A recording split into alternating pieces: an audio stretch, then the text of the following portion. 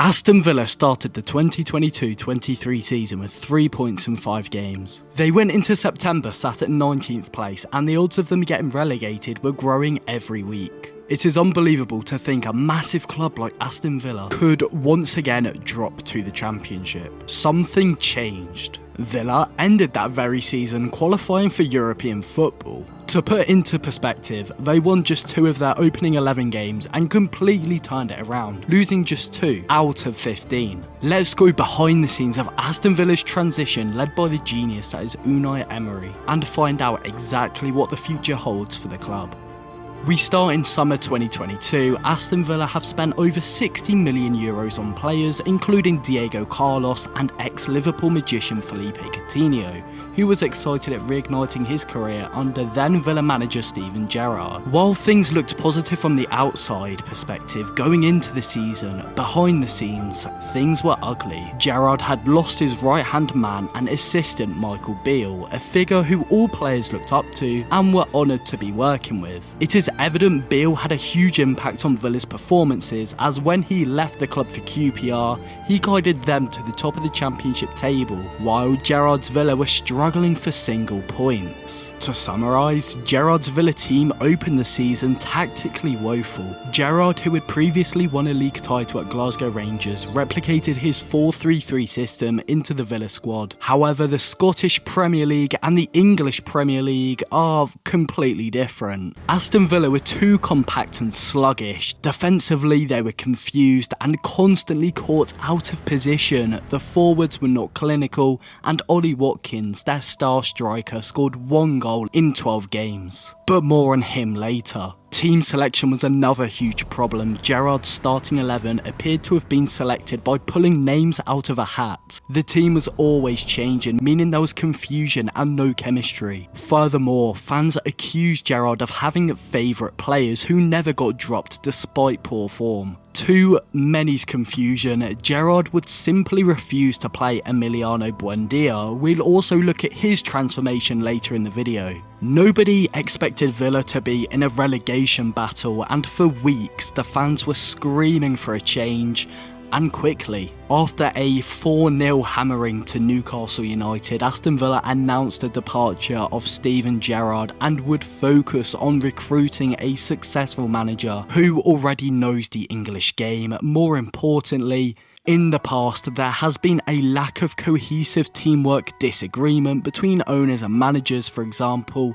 in the Martin O'Neill era and Ron Saunders era, they both did not get on with the owners, so it was important for the board to recruit a visionary who shared the ambition of the board. After all, an expansion of Villa Park was underway, hoping the ground would be up to suit for European football. We mustn't forget, historically, Aston Villa have been largely successful, winning the European Cup in 1982, so the thought of bringing that back to Aston Villa was not a far-fetched idea. To conclude, Unai Emery ticked all the boxes and was brought to Birmingham from Villarreal for £6 million. At that current moment in time, Emery was tasked with bringing stability to Aston Villa, who were sat at 16th place, and he needed to get them as far from the relegation zone as possible to leave them in a good position for the following season. Emery left fans excited at his unveiling at Villa Park, telling the media his short and long-term plans for the club. He said, "My dream is to win a trophy with Aston Villa. It's my personal challenge at the beginning, and my second dream, my objective could be to play with Aston Villa in Europe." Straight away, Emery implemented change at the club, winning his first game 3-1 against Manchester United, and then Danny Ings bagged a brace as Villa beat a strong Brighton and Hove Albion 2-1 to leave Villa on a high heading into the long World Cup break, where Unai Emery had time to really implement his ideas. A trip to Dubai provided Emery and his coaching team with invaluable time in the training pitch to implement their ideas while engaging in friendlies against formidable opponents like Chelsea and Brighton again. This time in the Middle East helped them gain a clearer understanding of the squad's potential. Unai Emery is well known for having close bonds to his players, and this has allowed him to turn underperforming players like Ollie Watkins and Emiliano Buendia into key players in his new attacking system. Danny Ings was sold and Watkins became a lone striker, and he excelled under Emery, registering 13 goals under the new manager compared to the 2 he got under Gerrard. Emi Buendia was overlooked by Gerrard, but Emery recognised the talent he has, and after trying him on the wing,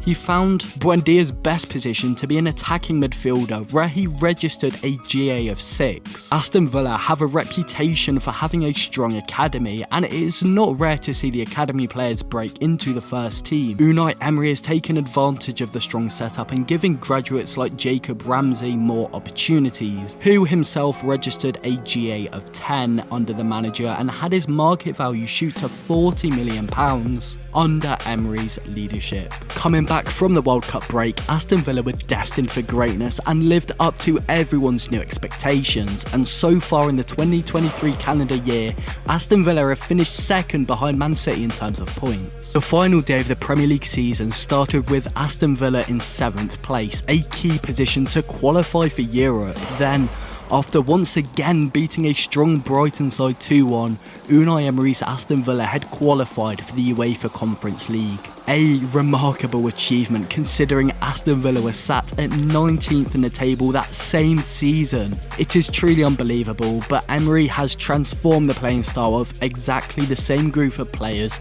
bar 2 new signings. Same everything else, different manager, massive improvement. The sleeping giant is now awake. The question now is, what is the future for Aston Villa? Not just in the league, but in Europe. The summer of 2023 started with the appointment of a new starting director, Mon Key, who has brought his own men in to help reorganise the club to get big name signings. The board has blessed the back room by allowing a huge spending budget. In the transfer window, Aston Villa have strengthened more than anyone so far. Former Leicester midfielder and FA Cup winner Yuri Tielemans has been brought in on a free transfer.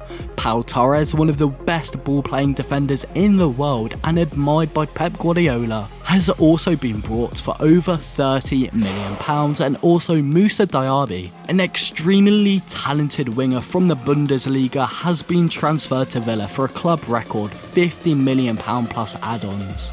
Crucially, Diaby and Torres both bring continental experience. Next season, I see Aston Villa lining up like this: a strong 4-2-3-1 with Konsa moving to right back, Mings benched but swapping consistently for other centre-backs. Left back Moreira will push higher up the pitch, Diaby comes into right wing, his natural position, and Tielemans is on the bench. Now personally, I can see Aston Villa having an excellent cup run in the UEFA Conference League, and I'll back that by saying Unai Emery has won a continental trophy 4 times, and they certainly have the players to do so. Furthermore, Unai Emery has even sacrificed league form in favour of cup runs, meaning I'm not sure how high Aston Villa will finish in the Premier League, but providing they win the Conference League held by West Ham, they will enjoy another season in Europe.